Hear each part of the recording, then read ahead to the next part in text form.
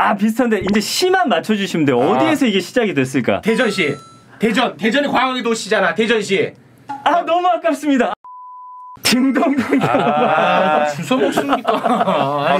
다 나온 거 아니에요, 이 정도면? 아니죠, 박사님. 아니 저는 모르고 있었고요. 정확하세요. 아니 선생님 네. 찍어서 맞춰놓고 뭘 자꾸 부연 설명하세요. 해설까지. 이래서 박사를 싫어해. 그래서 박사를. 나 진짜 실망했어. 눈치껏 하겠습니다.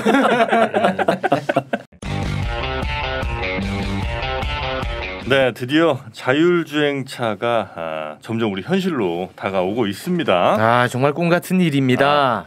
운전하는 거 싫어하잖아요. 저는 정말 싫어해요. 운전 안 하고도 이제 다닐 수 있는 시대가 될 것 같긴 한데 차만 뭐 바뀐다고 되는 게 아니고 기술의 발전만 있다고 되는 게 아니군요. 그렇죠. 도로 시스템이라든지 뭐 법규 이런 게 또 완비가 돼야 될 거 아닙니까? 제도가 또 뒷받침돼야 됩니다. 맞습니다. 그래서 서울시에서 전국 최초로 자율주행 관련 조례를 제정했다고 해서 함께 이야기 나눠주실 두 분이요. 서울시 도시교통실의 보행친화기획관 교통정보과 이수진 과장님 그리고 한국교통연구원 강규영표 박사님도 오셨고요.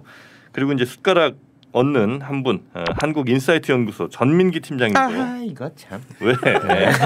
전민기에서 왜 이렇게 수준이 탁 떨어지는 것 같은데. 지금 박사까지 좋았는데. 전민기도 지금 석사 근처까지 갔습니다. 석사 근처예요? 네. 세 분 어서 오십시오. 예 안녕하세요. 네 반갑습니다. 네. 예 반갑습니다. 반갑습니다. 네. 그나저나 우리 이수진 과장님이 어마어마한 분이랍니다.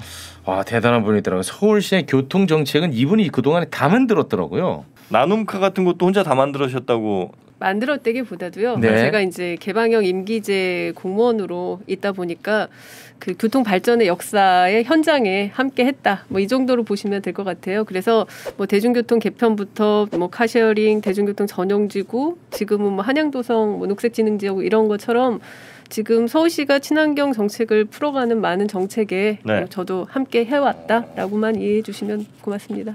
네, 그 차량 2부제 우리 선생님 작품입니까? 그 2부제는 시행은 제가 직접 해보았고요. 네. 그거는 이제 교과서에 나오는 얘기죠. 2부제, 5부제. 이거 차량 번호판 가지고 운행을 하는. 어느 나라에서 제일 먼저 했어요? 그거는 강제부제는 서울시가 거의 유일하다고. 전 세계에서요? 네네. 전 세계에서 제일 먼저 했구나. 강제적인 방법은 요즘에는 안 하죠, 못 하죠. 조건이 자꾸 뭐 아이디어는 딴 데 먼저 있었던 거를 이제 차용을 좀 하셨나 보네요. 그렇죠, 자율적인 분위기고 서울은 이제 큰 행사 앞두고 강제적으로 했다. 단속을 포함한 그런 강제적인 부재를 해왔었다라고 보시면 됩니다. 네, 알겠습니다. 그리고 우리 강경표 박사님은 대중교통 시스템, 그러니까 자율주행 버스를 이용하기 위해서 필요한 대중교통 시스템을 또 최초로 만드셨다. 이제 시스템이라고 하니까 그 기존에는 자율주행 관련된 연구 개발이 차 중심으로 많이 진행돼 왔거든요. 자율주행 차가 좀 더 안전하게 주행할 수 있으려면은 도로 인프라도 개선을 해야 되고, 그래서 디지털 인프라. 그 다음에 이제 관제센터도 제 역할을 해야 됩니다. 그 시스템 자체를 자동화하는 연구 개발을 저희가 처음으로 진행하고 있다라고 보시면 됩니다. 이거 언제부터 하셨어요? 2018년 4월부터 진행을 했습니다. 그 세계적으로 가장 빠른 거죠? 정확히는 모르겠습니다만은, 예, 저희 시스템 차원에서의 혁신 연구 개발 사업은 좀 빨리 진행되고 있다라고 보시면 될 것 같습니다. 우리 전민기 팀장님은 뭐 또 최초로 한 거 뭐 있습니까? 빅데이터 전문가로서 개그를 도입했죠. 개그와 빅데이터를 개그를 내니까 잘 팔립니다. 그래서 이제 신뢰도는 그만큼 좀 떨어집니다. 그래서 대중성으로 가는 거죠. 대중성으로 갑니다. 그래서 저는 오늘 뭘 가져왔냐면 대중들의 마음을 가져왔습니다. 안산시에서 이 자율주행에 찬반하는 그런 설문조사를 했었고요. 국토교통부에서 인식조사에서 국민들의 인식은 어떤지 이 굉장히 중요한 부분이에요. 자율주행 자동차에 대한 국민들의 인식. 일단은 굉장히 반기는 인식이 있지 않겠습니까? 자율주행 기대가 많겠죠. 또는 뭐 사고, 안전 뭐 이런 걱정. 또 뭐 감성 어떤 몇 개 갖고 왔겠죠. 정확합니다. 빅데이터를 꿰뚫고 계세요. 자, 그럼 일단 뭐 자율주행 어느 수준까지 일단 우리가 왔는지 그거 한번 좀 체크 좀 하고 넘어가죠. 일단은 제가 하고 있는 건 연구 개발입니다. 그러니까 상용화를 하기 위해서는 3단계가 필요한데요. 연구 개발을 통해서 기술이 개발돼야 되고 기술이 실제 시범이나 실증 사업을 통해서 상용화 수준으로 끌어올려야 되는 거고 그렇죠. 또 그러기 위한 법제도가 이제 뒷받침이 돼야 됩니다. 네. 그래서 저희는 이제 연구개발 단계지만은 실용화 수준인 거고요. 거기에 이제 실제 테스트 배드를 통해서 실증을 지금 구현하고 있고 그래서 관련된 법제도도 마련되어 있습니다. 올해부터 아마 내년까지는 어떤 그 상용화에 버금가는 그런 시범 사업이 진행되고 그 후에는 상용화 될 거라고 생각합니다. 그 백신으로 보면 임상 시험 단계다 이렇게 보면 네, 됩니까? 맞습니다. 지금 이제 자율주행 그 기술적으로는 대충 한 2.5쯤 왔죠, 우리나라. 2.5가 뭐예요? 정확히는 이제 그 SAE라고 네. 그 미국에서 출발한 자동차 공학회가 이제 국제 조직으로 이제 확대가 됐는데 거기서 레벨 0부터 레벨 6까지 구분되어 있습니다. 자율주행 자동차라고 하면은 레벨 3부터를 언급을 하고 있습니다. 보통 레벨 1, 2 같은 경우에는 여러분들 아마 차에 상용화된 수준이라고 볼 수 있는데 에이다스 아까 말씀하신 네. 그 어드밴스드 드라이버 어시스턴트 시스템 그러니까 운전자를 지원하는 도와주는 시스템이 이제 레벨 1, 2의 단계고요. 네. 실제 레벨 3부터는 사람의 눈길을 역할하는 센서가 네. 도로교통 상황을 모니터링을 자체를 해야 됩니다. 네. 그 역할까지 시스템이 하는. 그게 3단계입니까? 그게 3단계라고 보시면 그럼 3단계부터는 운전자가 자도 되네요. 그렇게까지 보시면은 좀 또 곤란한 이유가 또 곤란해요? 비상시에 네. 그 제어하는 그런 상황이 항상 준비돼야 되는 게 레벨 3고요. 그 3. 레벨 4부터가 이제 어느 구간 안에서는 네. 충분히 시스템이 다 작동해서 4부터는 자도 됩니까? 그 구간에 대해서는 왜 이렇게 잘하고 그래? 너무 졸려. 이제 4까지 기술적으로 지금 나온 상태입니까? 국내에서도 레벨 4 관련된 임시운행 면허를 받은 기관들이 있습니다. 와. 임시 면허요. 네. 보통 우리가 일반 면허도 지하철 면허증을 교부받아서 공로상에서 주행할 수 있잖아요. 네. 시험 목적을 위해서. 네. 자율주행차도 2016년부터 이제 그 안전운행 요건이 임시운행이라는 법률에 근거해서 임시 면허를 받게 되면은 공로상에서 테스트를 할 수가 있습니다. 네. 즉 일반 차랑 혼재된 상황에서 주행할 수가 있기 때문에 테스트 용도로. 레벨 4 차량이 지금 공로상에서 테스트는 하고 있다. 이 정도까지 말씀드릴 수 있겠습니다. 그럼 전 세계적으로 봤을 때는 그 5단계가 개발이 되어 있습니까? 안 돼 있습니다. 그래요? 로보카 수준이 돼야 그 5단계입니까? 5단계라고 볼 수가 있겠습니다. 어디든 간에 시스템이 알아서 기종점을 태울 수 있는 오라면 오고 가라면 가고. 맞습니다. 팟빵 앞으로 와라 나 여기 있다 이러면 이제 맞습니다. 빈 차로도 이제 와서 네네. 날 태우고 가는 거죠. 그건 없다는 거군요, 전 세계. 없습니다. 그거 없어? 시험은 하지 않나요? 시험도 안 해요? 아직까지도 레벨 5는 시험 수준은 아니라고 보고 있고요. 어디가 웨이모나 구글 웨이모. 구글에 있는 이제 그 원래가 이제 그 셀프 드라이빙 디비전에서 단독 그 브랜드로 이제 나온 게 웨이모인데요. 네네. 웨이모가 아무래도 그 애리조나주에서 하고 있는 게 레벨 4 단계가 아닌가 생각하고 있습니다. 걔 거의 혼자 돌아다니죠? 맞습니다. 운전대도 없고. 없지만 거기에는 이제 안전 요원이 있는데 안전 요원은 그런 운영이나 제어에 관여는 안 하고 실제 서비스를 담당하는 그러니까 패신저들이 왔을 때 패션들의 어떤 이동 무브먼트를 모빌리티를 지원하는 그런 안전 요원만 들어가 있지 운전자는 없습니다. 그러니까 승객들 패신저는 승객을 얘기하는 거지. 그렇지. 죄송합니다. 어려운 말은 많이 쓰시네. 이해 바랍니다. 이해 우리가 이해. 맞춰주세요. 알겠습니다. 이해할 수 없습니다. 자, 그럼 이제 대략적인 우리 자율주행의 뭐 수준 정도는 이제 체크를 했고 여기에서 그러면 서울시가 뭔가를 어떻게 준비한다는 겁니까? 이제 세계적으로 약간의 붐처럼 한때 이슈가 되고 많은 도시에서 준비를 하고 있는데요. 서울시도 한 2, 3년 전부터 그러니까 본격적으로 자율주행을 좀 준비해 오고 있습니다. 상암동에 2019년 8월에 오픈을 했었는데요. 자율주행 테스트베드라고 해서 자율주행의 임시운행 허가증을 받은 차량들이 실제로 폐쇄형 운전면허 시험장 같은 데서만 연습을 하고 면허증을 받아왔는데 우리도 초보 운전자들이 이제 도로주행 연습을 실제로 하잖아요. 그것처럼 시내 도로에서 연습을 할 수 있는 공간을 마련해 주자라는 차원에서 상암동에 테스트베드를 좀 구축을 했습니다. 그럼 2, 3년 동안은 우리가 알게 모르게 계속 돌아다녔습니까? 네, 상암동 지역은 계속 준비를 했고요. 저희 상암동 지역은 27개 학교 연구기관들이랑 서울시랑 협약을 맺어서 지금 상암동에서 그동안 연습을 좀 많이 해오고 있었습니다. 그 자율주행은 몇 단계짜리입니까? 3단계, 4단계. 그 사고 한 번도 안 났어요? 지금 현행법상의 자율주행 차는 안전요원이 탑승하도록 되어 있어서 이제 사고를 좀 예방하고 이렇게 연습을 하고 있는 상황이었죠. 아, 사고 직전에 다 사람이 밟았다는 거구나. 네, 사람 밟고. 아, 그래서 사고가 안 났다고요? 예, 그렇게 이제 저희가 한 3년을 준비를 해왔고요. 네, 그리고 네. 이제 이번에 조례를 좀 만들었습니다. 그래서 그동안에 서울시가 자체적으로 상암동을 이제 운영해 왔다면 작년에 자율주행 자동차 상용화 촉진법이 이제 5월달에 시행을 했습니다. 그 이제 법에 의하면 시범 지구라고 법적인 지위를 보장받는 지구를 지정해서 운영을 할 수 있도록 되어 있는데요. 그 운영을 하는데 다양한 뭐 제도적 지원이나 이런 면허 발급 이런 절차들을 담아서 저희가 이제 이번에 조례에 이제 만들어서 본격적인 이제 지원을 하려고 이제 시작을 하고 있는 상황입니다. 상암동이라든지 이렇게 좀 뭔가 계획적으로 만들어진데 이런 데 위주로 이제 노선들을 돌아다니는 거군요. 골목골목 알아서 찾아가는 건 아직은 좀 이르고.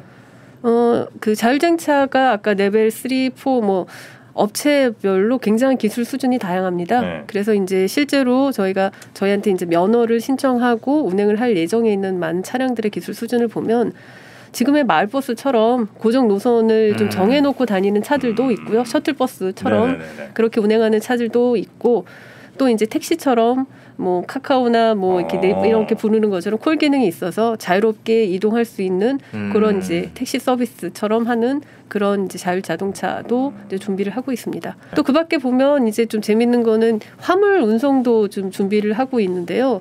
그 요즘에 당근마켓처럼 그 지역 간의 이제 그 물물 교환이라든지 아니면 나눔 프로젝트를 네네네. 많이 진행을 하는데 작은 거는 직접 나르는데 뭐 책상이라든지 가구 이런 게 옮기기가 참 불편하잖아요. 네. 그래서 지역 내 그런 물건을 이동하고 지원하는 이런 화물 서비스도 자율주행차가 한번 해보겠다. 뭐 이런 사업 계획을 준비하고 계시는 이동비가 있습니다. 책상보다는 좀 더 비싸겠네요. 네, 일단은 뭐 이렇게 일단은 좀 더 비쌉니다. 책상보다. 네. 네. 처음에는 이제 버스, 택시 이쪽으로 먼저 우리가 만나볼 수가 있겠군요. 네네. 버스가 좋긴 좋겠다, 그죠? 어차피 노선이라는 게 정해져 그렇지. 있고. 네. 근데 이게 정현 씨한테 제가 과거에 한번 배웠었는데 이거 자율주행 자동차가 상용화되면은 뭐 보험 체계 이런 것도 이제 다 바꿔야 된다. 그렇지. 누가 책임을 질 거냐 문제가 누가 있으니까. 이런 것들도 이제 다 서울시 차원에서 고민을 하고 있다는 거죠. 보통 우리 자동차도 자차 있고 대인 대물 좀 들어 있잖아요. 네. 거기에 유상 운송을 할 경우에 이제 승객이 다치는 경우들이 발생할 수 있기 때문에 그런 것들을 포함한 옵션처럼 추가 보험 약관이 들어가 있는 보험이 필수적이고요. 또 그리고 자율주행차는 워낙 차가 고가기 때문에 네. 자율주행차 옵션이 별도로 있어서 그것까지 포함한 보험을 든 자동차들이 이제 상암동을 운행할 예정에 있습니다. 네. 제주사가 좀 책임을 져야 되는 거 아닌가 싶은데 제가 고민 많이 해봤거든요. 자율주행의 경우에 네. 그게 이제 너 치고 나오니? 국토교통부 인식조사에 있습니다. 아 있습니까? 그래서 이제 전문가들 같은 경우는 이제 자동차고 소유주랑 제조사가 공동으로 책임을 져야 된다는 의견이 많았고요. 일반인들은 어떨 것 같아요? 운전자는 빼야 됩니다. 운전을 안 하는데 뭘 운전을 그래서 일반인들은 제조사가 책임져야 그렇지. 된다라는 의견이 많아요. 제가 국민의 대표예요. 갈립니다. 저 같아도 만약에 차를 샀는데 네. 사고가 났다. 근데 운전 핸들 잡지도 않았는데 그 당연히 제조사가 내야 되는 거 아니냐. 그렇습니다. 뭐 그런 합리적인 이야기가 나오고 있습니다. 예. 그렇군요. 소유주잖아, 근데 소유주. 뭐요? 소유주인데 당신이 뭐. 소유주잖아요. 예. 당신이 소유하고 있는 어떤 물건이 사고가 났어. 네. 그럴 때 책임이 갈 수도 있죠. 그 말씀을 그렇게 하십니까? 아니 그러면 우리가 예를 들어 음식을 먹습니다. 그럼 식중독에 걸려요. 그럼 내가 저 섭취주 아닙니까? 섭취하셨던 분. 그렇다고 내가 책임집니까?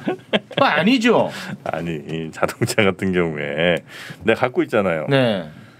근데 이제 이게 불의에 예를 들어 집에 TV가 있어. 네. 집에 TV가 있는데 TV에 불났어요. 그래서 옆집 태웠어요. 그럼 그 제조사가 책임지는 거죠. TV 제조사. 그런 경우에도 만약에 화재가 발생했다면 네. 아마 본인도 책임이 있을 거예요. 빼줘요. 빼줄까요? 네. 알겠습니다.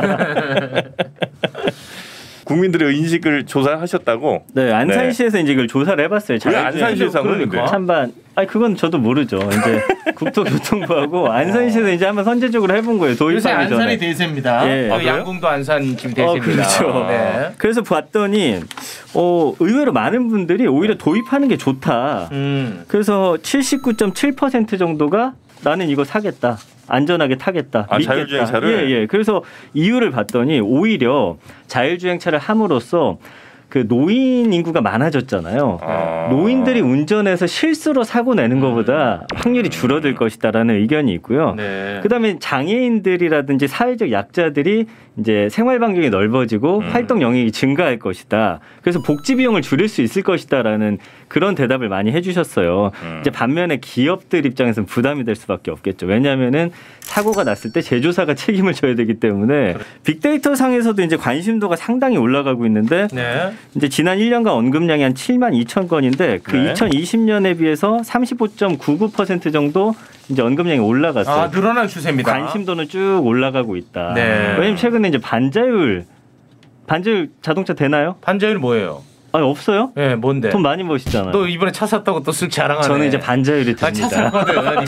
이번에 차 샀어요. 반자율. 그래서 네. 고속도로 같은데 이 속도를 걸어 놓잖아요. 그럼 앞에 차를 인식하면서 앞차가 쓰면 저절로 쓰고. 그러니까 그렇게 게을러 빠져갖고 뭐 할래? 야, 그 정도도 네가 조절 안 하고 뭐 하는데 그 시간에? 타보세요. 진짜 편해요. 편해? 네, 굉장히 편합니다. 이거에 대한 만족도도 상당히 높고 높아. 긍정 감성어가 한 75%니까 이 자율주행차에 대해서는 아직까지는 왜냐하면 이제 도입이 돼가지고 아마 1호 사고가 나면은 부정 감성어가 올라오겠지만 아직까지는 어떤 기대감, 반자율 주행을 해봤더니 여기에서 느껴지는 편리함과 안정감 이런 것들이 훨씬 감성이 우세한 거예요. 이건 뭐 택시 기사님들, 버스 기사님들은 매우 극렬하게 또 반대를 하시겠군요. 그거 조사 안 돼 있습니까? 그런 건 없습니다. 인식 조사가 이제 시작이 되어가고 있거든요. 항상 이런 거는 아니 없는 자를 만들 수는 없어요. 제가 일일이 뭐 타격을 입는 부분을 우리가 꼭 항상 안고 가야 됩니다. 그래요. 근데 운전하시는 분을 아마 바로 없애진 못할 거예요. 왜냐하면 긴박한 상황이 올 수 있기 때문에 그걸 제동의하는 사람은 반드시 그 안에 탑승을 해야 될 겁니다. 급작스럽게 레벨 2에서 레벨 4나 5로 가지는 않을 거고요. 설상 레벨 4로 가더라도 운전자의 어떤 경력이나 이런 것이 크게 제약을 안 주게는 한해서 운전자는 필요할 거라고 봅니다. 근데 예를 들자면 요즘 그런 거죠. 버스 운전자를 채용을 할 때 운전 경력이 예를 들어 버스 같은 경우에는 10년 이상의 경력을 원합니다. 네. 근데 만약에 ADAS라든가 레벨 3나 4 수준의 버스를 만약 운영을 한다고 하면은 그 정도의 어떤 강한 그런 레주메 그 경력이 필요 없어도 잡을 구할 수가 있다라는 뭐 그렇게 보신다면 운전자가 조금은 저 경력이 없더라도 좀 안전하게 운전할 수 있는 그런 초보자들도 그 운전 직종을 가져서 진행할 수 있을 거라고 저는 긍정적으로 보고 있습니다. 알겠습니다. 우리 박사님은 박사학위를 해외에서 받으셨나 봐요? 네네. 그럼 영어를 많이 쓰시네. 그런가요? 예. 최대한 자제하도록 하겠습니다. 알겠습니다. 어디서 받으셨는지 좀 궁금해하는 댓글들이 올라오네요. 아 그래요? 네. 유니버시티 메리랜드라고요. 네. 그 메릴랜드 그 주립대학교에서 받았어요. 괜찮은데요? 제 메릴랜드 살다 왔습니다. 어릴 때. 어릴 때. 예. 저 아주 좋은 대학교. 좋은 대학교요? 메릴랜드 주립대 진짜 좋은 대학. 좋은 대학? 예. 그래도 알아보는 사람이 있어서 다행이었습니다. 학교를 홍보해 주셔서 감사합니다. 네. 좋은 대 맞지? 확실하지? 확실합니다. 예. 거기서 뭐 이 자동차 관련된 교통공학을 전공을 했고요. 저희는 사실 자동차에 대한 기계나 어떤 통신 시스템 같은 기술적인 부분보다는 그 차를 가지고 모빌리티 서비스를 안정적으로 할 수 있는 그런 어떤 좀 실제 상용화 차원에서의 연구를 좀 하고 있습니다. 굉장히 유망하네요. 어떻게 그거 알고 그걸 전공하셨대? 원래 저희는 그 관련된 아까 디지털 인프라라고 말씀을 드렸는데요. 네. 그런 어떤 첨단 도로 인프라 시설 쪽으로 뭐 전문 용어로는 지능형 교통 시스템이라는 인텔리전트 트랜스포트 시스템이나 ITS가 전공이었고요.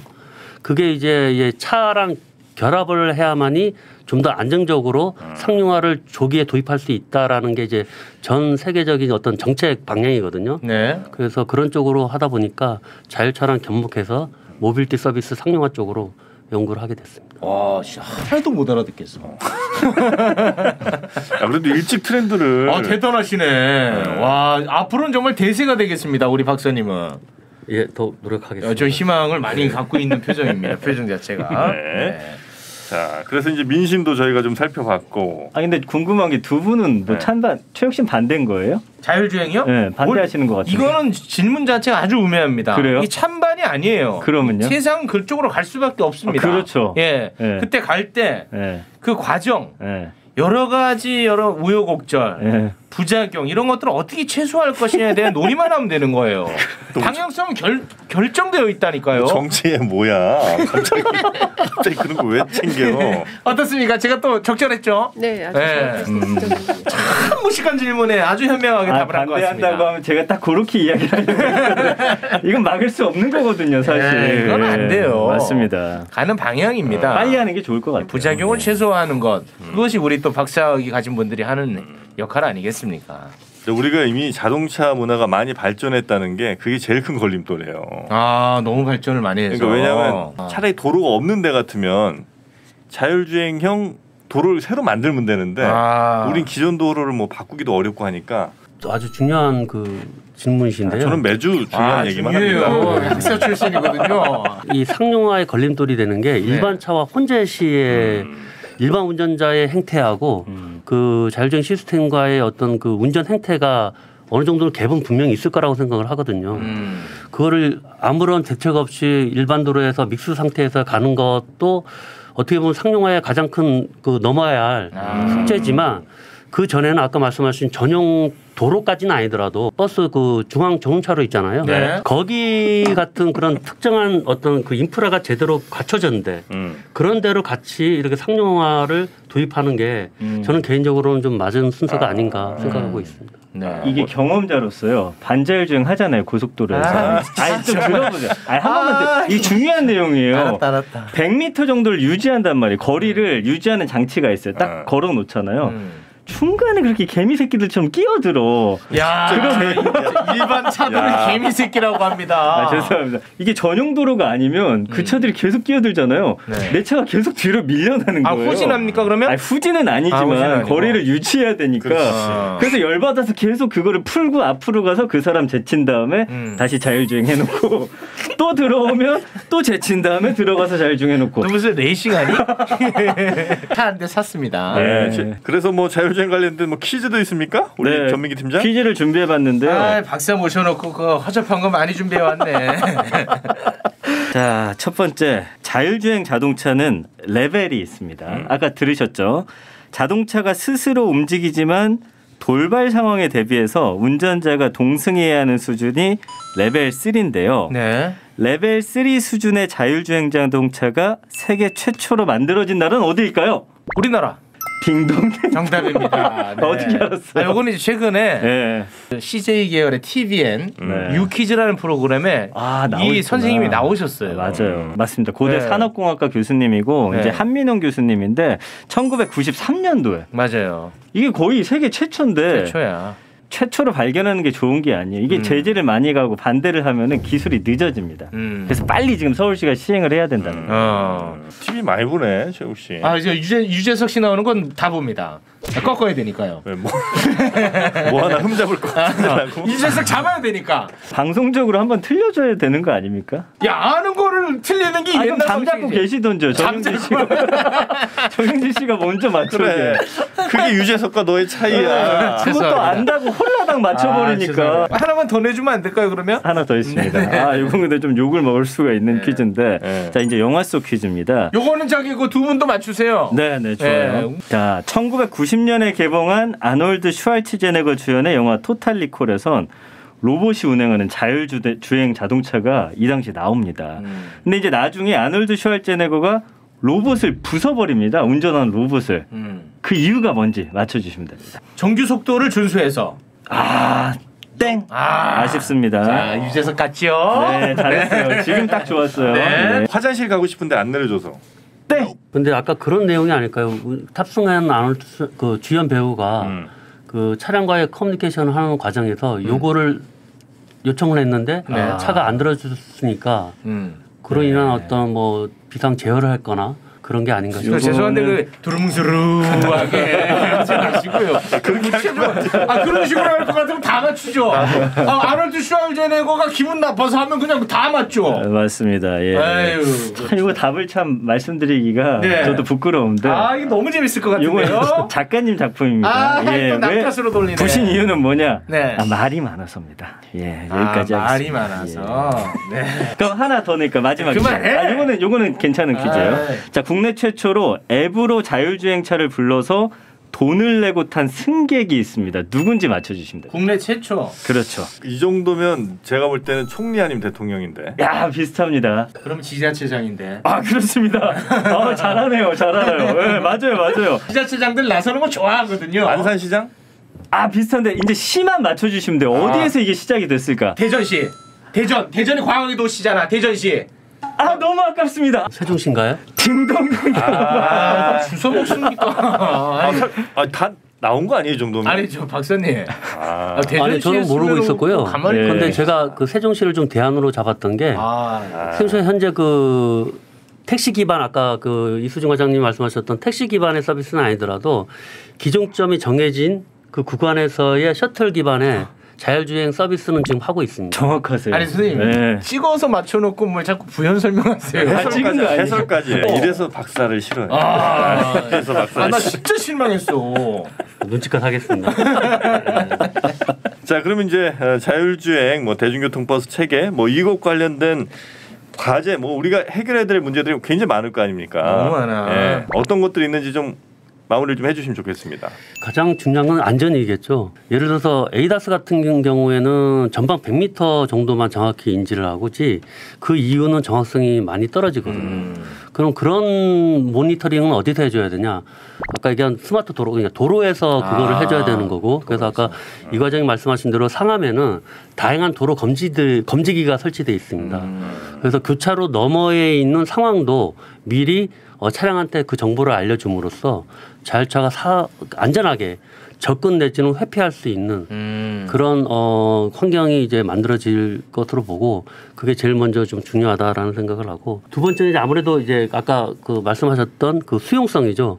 대중들이 이 자율주행 차에 대해서 아까 80% 가까이 있다고 그러지만은 그 이 차를 내가 만약에 상용화 될 경우에 돈을 직접 내고 사용할 수 있냐 또는 돈을 직접 내고 구입할 수 있냐라고 봤을 때는 또 다른 문제로 이제 귀결될 수 있기 때문에 그러기 위해서는 이제 운전자들의 어떤 교육도 중요하고 또 홍보도 중요할 것 같습니다. 예를 들어 레벨 3 같은 경우에는 수시로 이제 운전자가 개입을 해야 됩니다. 그런 차원에서 어떤 교육이나 또 서비스를 이용하는 그 탑승객 측면에서도 승객이 탑승할 경우에 승객도 나름대로의 어떤 준칙이라 그럴까요? 네. 그런 것이 필요하지 않을까 초기에는. 네. 자, 우리 이수진 과장님. 네, 일단은 저희가 이제 상암동에 자율주행 시범지구를 운행을 하잖아요. 그동안 이제 실증이라는 게 자율주행차의 좀 기술 테스트, 자동차의 성능 검증하는 게 그동안의 역할이었다고 하면 유상운송 이제 돈을 내고 시민들이 이제 자율주행 차를 타게 됐는데요. 시민들이 이동하는 교통수단으로서 얼마만큼의 역할을 해낼 수 있는지 우리가 이제 쉽게 시내버스처럼 타고 내릴 수 있는 수단으로 정말 언제 이렇게 자리매김을 할 수 있겠는지 이런 것들을 실증하는 과정이 올해 내년에 진행 내용이라고 말할 수 있고요. 이제 2024년 되면 그 레벨 4 정도 수준의 상용차를 양산하겠다라는 국가적 프로젝트가 있기 때문에 이제 서울 전역에 레벨 4 수준의 자율 자동차가 다닐 수 있도록 도로 인프라를 좀 완비하는 게 서울시의 지금 당면 과제라고 할 수 있습니다. 상암에서 머지않은 미래에 우리가 이제 마치 버스 타듯이 그냥 교통카드 찍고 탈 수 있다는 거죠, 자율주행차를. 네, 올 가을 정도면 가능할 것 같아요. 올 가을이요? 네. 와 신기하네. 얼마 안 남았어요, 가을. 네. 어디 저 사람이 숨어서 운전하고 그러는 거 아니죠? 아니고요. 네. 차 밑에서 이렇게. 물론 안전요원은 탑승합니다. 네. 기술의 발전이 정말 너무 빠르네요. 자, 그러면 하여튼 가을에 상암동에서 저희가 한번 꼭 타보도록 하겠습니다. 사고 없는 안전한 자율주행차 기대하면서 오늘 함께해 주신 세 분은요. 서울시 도시교통실 보행친화기획관 교통정보과의 이수진 과장님, 그리고 한국교통연구원의 강경표 박사님, 또 방송 아주 재밌게 해주신 한국인사이트 연구소의 전민기 팀장님이었습니다. 석사. 죄송한데 석사 과정 중에 함께해 주신 세 분 대단히 고맙습니다. 감사합니다. 네, 걱정 말아요 서울, 여러분의 소중한 의견들로 만들어지고 있죠. 팟빵 채널 통해서 댓글 남겨주시고요. 서울@팟빵.com으로 여러분의 다양한 의견 보내주시면 감사하겠습니다. 저희는 오직 서울 시민만 보고 걸어가겠습니다. 함께해 주신 여러분 고맙습니다. I Seoul you.